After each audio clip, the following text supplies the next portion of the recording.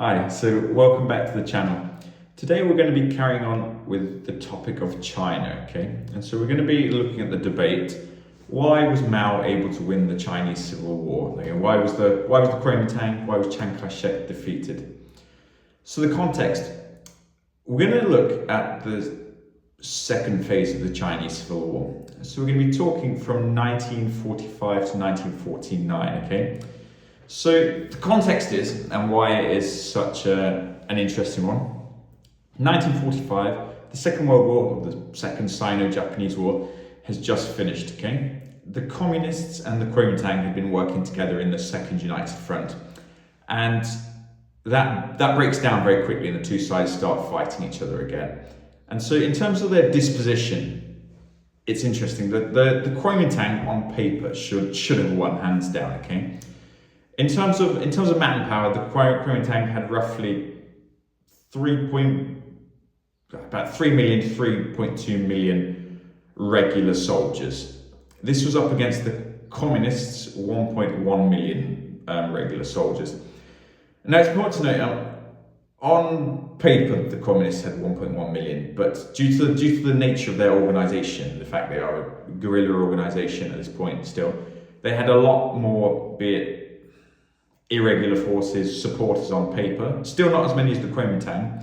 So you're looking though, on paper, they're at a rough ratio of 3 to 1, although in practicality, the gap is probably smaller, but still going in the favour of the Kuomintang.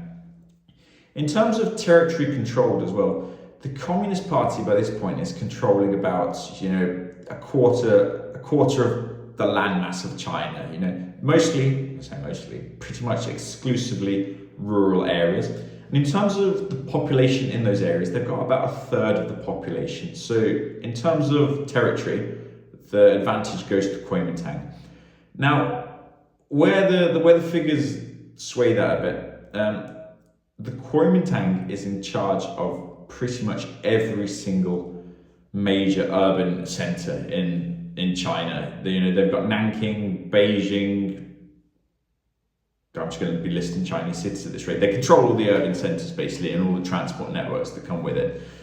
So on paper, the Kuomintang and Chiang Kai-shek are massively stronger than the Communist Party.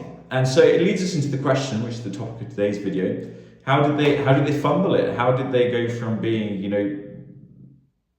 3 times as strong to being defeated and having to flee to Taiwan in 1949? And that's what we're going to dive into today. And so I'm going to break it down into 2 sections.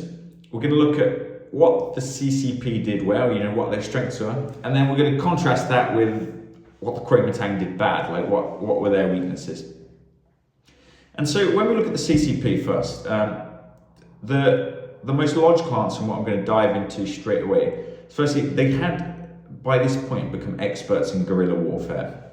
Guerrilla tactics, for those of you who don't know, it's basically when you're fighting an asymmetrical warfare. So I just gave the statistics. The enemy is 3 times as strong as you. You're not going to fight them fairly, basically. You're not going to fight them out in the open. You're going to use surprise. You're going to hide away until you have an advantageous situation. You're going to ambush them and run away. I could break down for 20 minutes guerrilla tactics, but it's basically that, okay? Trying to fight unfairly because you have a numerical inferiority.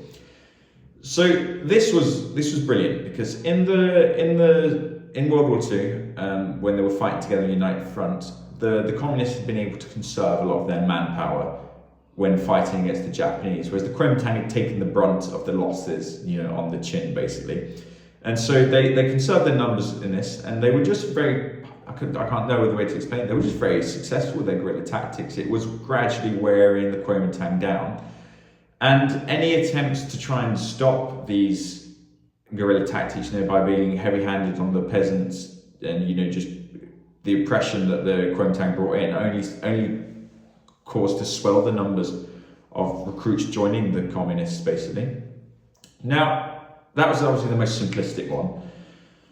Moving on then, Mao's ideology was a big factor in this. And so Mao was practicing communism, but not just I don't know what your everyday communism is, but it's not just he'd come up with like a nationalistic communism that was applying specifically to China, basically, okay? He argues that the focus, the center of any revolution would be from the peasant population. Now, China being a largely agricultural country, this appealed to your average Chinese people, basically, okay, with the majority of them being peasants. And so with his ideology, he looked at land reform, rent reductions, redistributing land, and just giving the Chinese peasantry protection from like landlord abuses that they hadn't had before.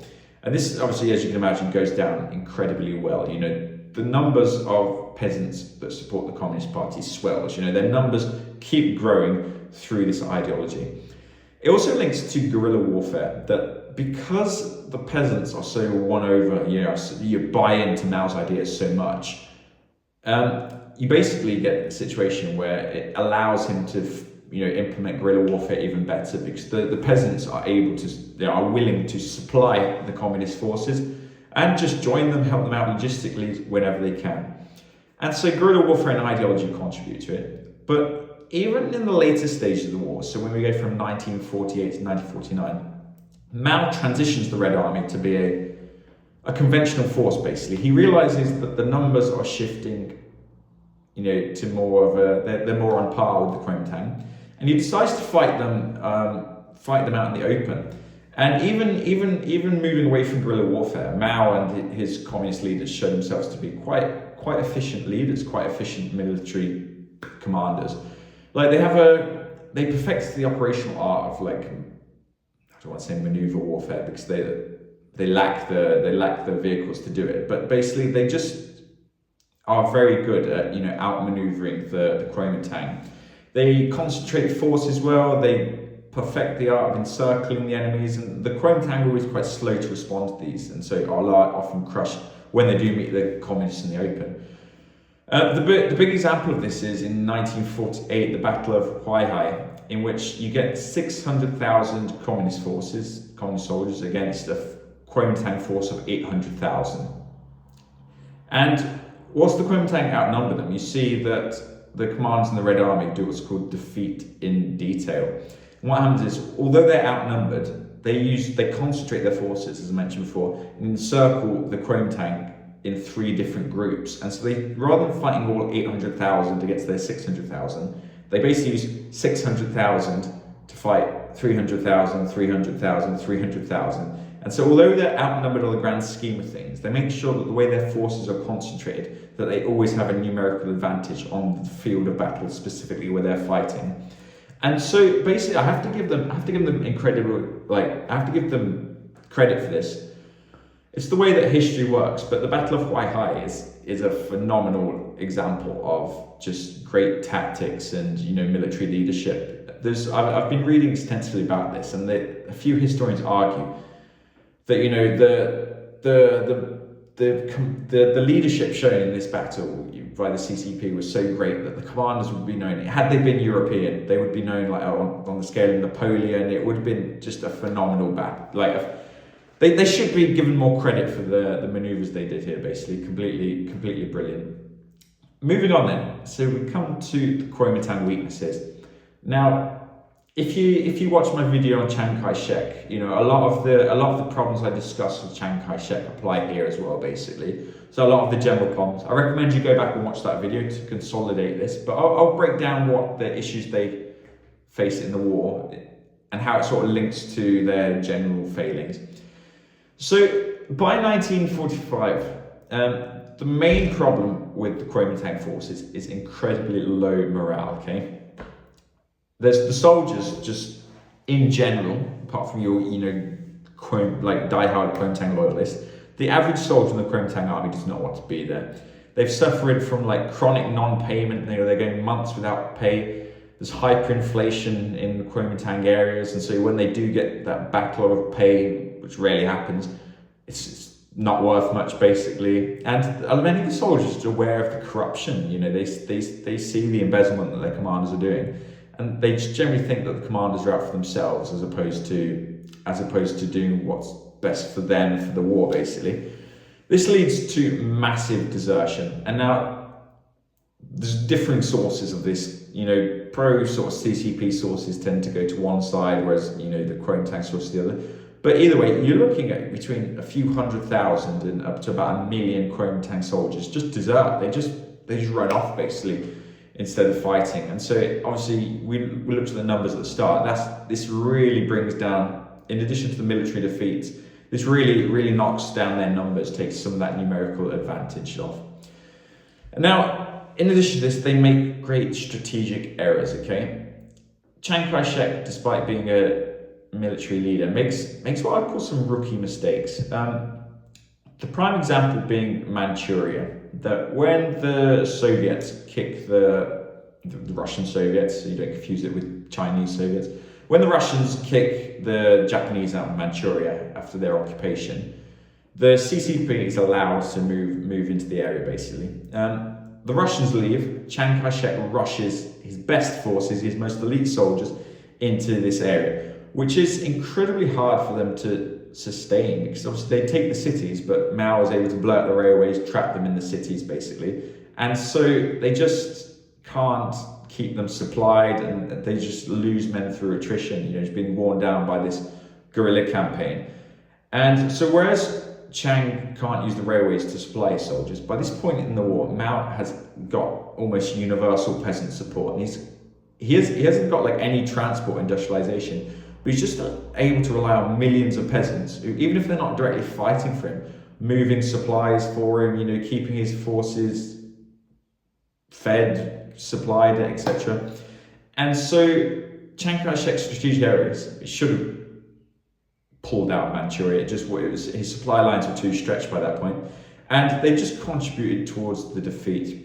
And so, coming to the end of the video, then, the conclusion. The Kuomintang did have many long-term problems, okay, that are constantly draining them. Were they always doomed to defeat? I think yes. I would like to, generally with these history debates, you think, if I had a time machine and went back, could I save it? I, as a military historian, don't know what I could do differently for the Kuomintang to win this force. Mao has shown himself to be politically skilled. He was adaptable. He was willing to, make compromise. For example, you saw in the United Front, he was politically very skilled. He also was a great strategist.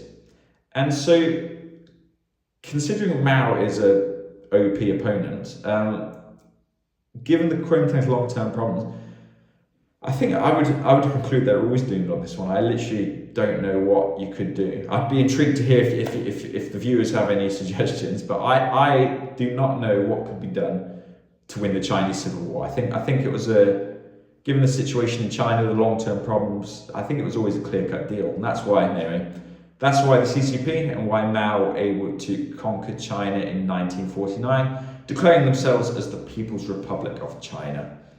Alright, so thank you for watching this one. Like I said, if you have any ideas you want to see for topics to be discussed in the following videos, please drop it down in the comments, and otherwise, see you next time.